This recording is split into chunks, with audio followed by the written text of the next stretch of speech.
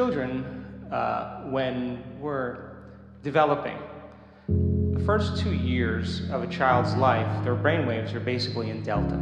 So they're asleep with their eyes open. And as they begin to interact with their environment, their brainwaves change to theta. And theta is kind of like that twilight state where you have mystical experiences. But the first 6 years of a child's life, they're completely in their subconscious mind because that's what those brainwave patterns do. And as a result of it, all of their attention is on their inner world, feelings.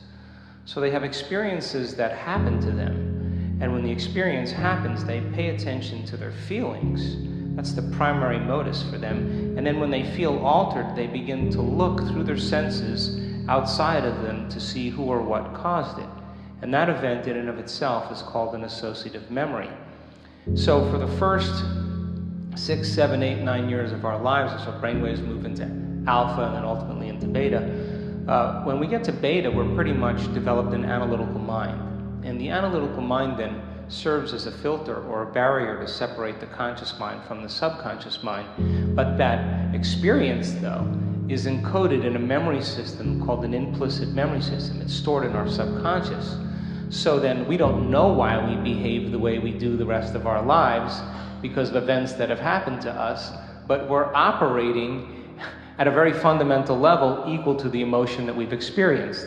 Another way to say that is, the moment you get in situations that bring up similar emotions that have branded you from the past, you return back to that 7-year-old child.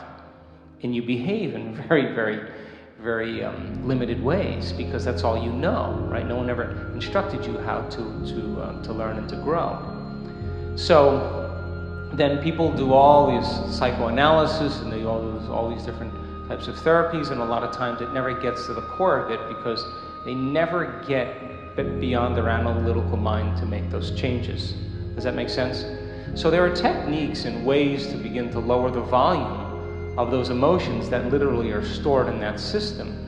And as you begin to lower the volume of those emotions within that system, you begin to restore the system, and the end product is called wisdom. Because a memory without the emotional charge is called wisdom, and that's how we grow and learn. Now, in the work that we've done over and over and over again, that most people, what they do is they have an emotional situation that happens in their life. Emotions are a record of the past. They analyze and think within that emotion, so they're thinking in the past. Are you with me? When we studied their brain waves and we studied their brain functionally, when they're doing that, their brain always gets worse. Their brain gets more out of balance because it's the very hormones of stress that begin to super arouse or cause the brain to become so aroused. When you're facing a threat or something in your life that's potentially dangerous, the moment that happens, you begin to anchor consciousness in the body. You become very aware of your body because there's danger out there. You become super aware of objects and things in your environment because there's something dangerous out there. And you begin to obsess about time. And now when you do that, your brainwaves change and all of your attention goes on the outer world because that's where the danger is. Does that make sense? So 70% of the time, people stay in this state. That's a scientific fact. So then, when we've studied people in altered states, we saw that when they're analyzing their life, what do I do? Should I do this? Should I do that? Within the emotion of whatever it is that keeps them anchored to the past, they never really produce a change. But we've seen, without a doubt, over and over again, that when a person goes into an altered state, when they go within, and they become nobody, no one, no thing, nowhere, and no time, that's the moment they become pure consciousness. That's the moment they're no longer associating in this space and time, and they just walk through the door to the quantum field. Now, that means that in order for you to change your body, if you have a disease, you got to get beyond your body. In order for you to change some aspect of your personality, you got to get beyond the personality and its program. You got to get beyond the someone. If you are going to create something or change something in your life, you got to get beyond your association to known things and places in your life. And if you are going to create some novel event in some future time, you got to get beyond the anticipation of the future based on the past. And when people actually do that, when they are pure consciousness, that's the moment the brain literally can change in a matter of seconds, because now the operator is no longer immersed in matter. The operator now is beginning to manipulate matter from a different level of mind. And so people can heal their inner child by doing their inner child work, by overcoming emotions, and it requires a certain amount of consciousness and awareness. It requires a certain amount of metacognition or mindfulness to observe who they're being and begin to modify their behaviors and create new experiences and begin to overcome some of those emotions that keep them anchored to the past. But in order to do it in a very quick way, we've seen this over and over again, that people have to get beyond their body, their environment, and time. That's when they all of a sudden consciousness becomes the epiphenomenon of matter, and a person can have an instantaneous experience that changes them because they're now already in the operating system. And I'll show you some brain scans that will probably floor most of you, because these are not nuns, these are not Buddhist monks, these are not academics, these are not Kabbalistic rabbis. These are common people just like you, doing an uncommon thing. And the amount of energy that we're capturing in their brain we have never seen in a scientific experiment to date, which means that person is having a full-on inner experience that's transcendent of any past experience. They're having such a transcendent moment that the experience in that moment is reorganizing the circuitry in their brain.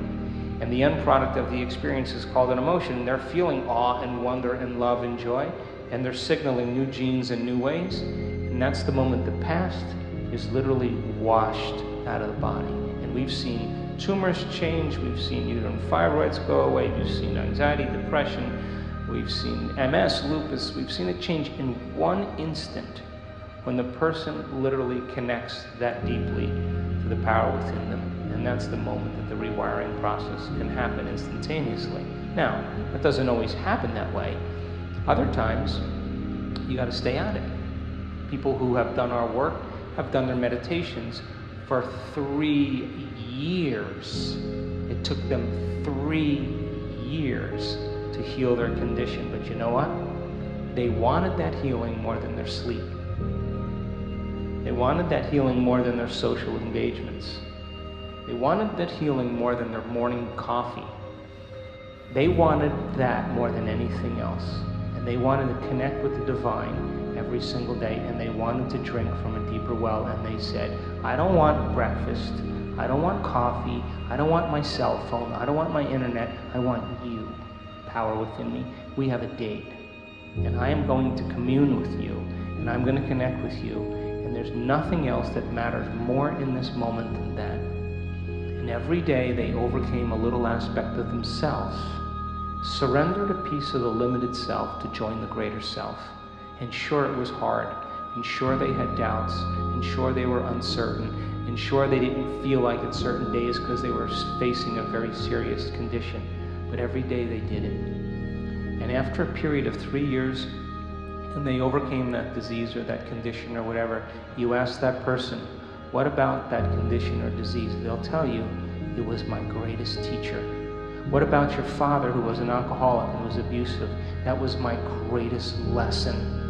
Because what if you think about your father now? Do you have any charge? No. And I'd say, well, now you have wisdom, because the memory without the emotional charge is wisdom. And if the soul's job is to embrace the unknown and create new experiences, if we're living by the same emotions, addicted to those emotions every day, how can the soul go on an adventure into the future if it is stuck emotionally to the past?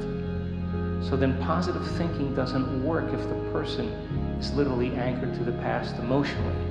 And so when people begin to open their heart, we've got enormous amount of data to show how powerful you are and how connected you are to the person on the other side of the room when you open your heart, how it affects that person. We've measured this, that you are bound in an invisible field beyond space and time, but not when you're feeling anxious, not when you're feeling angry, not when you're feeling frustrated, not when you're judgmental.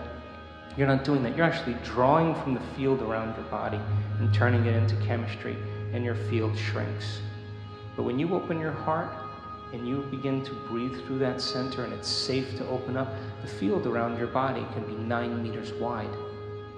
That's science now. Now you're more energy and less matter. And that non-local phenomenon begins to have an effect on everybody that you've ever interacted with.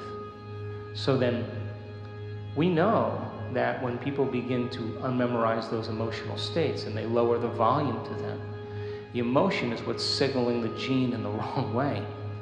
And if the emotion is a record of the past, the moment the person overcomes that emotion, they're free now to create a new future. And according to the religious model, they're born again in the same life.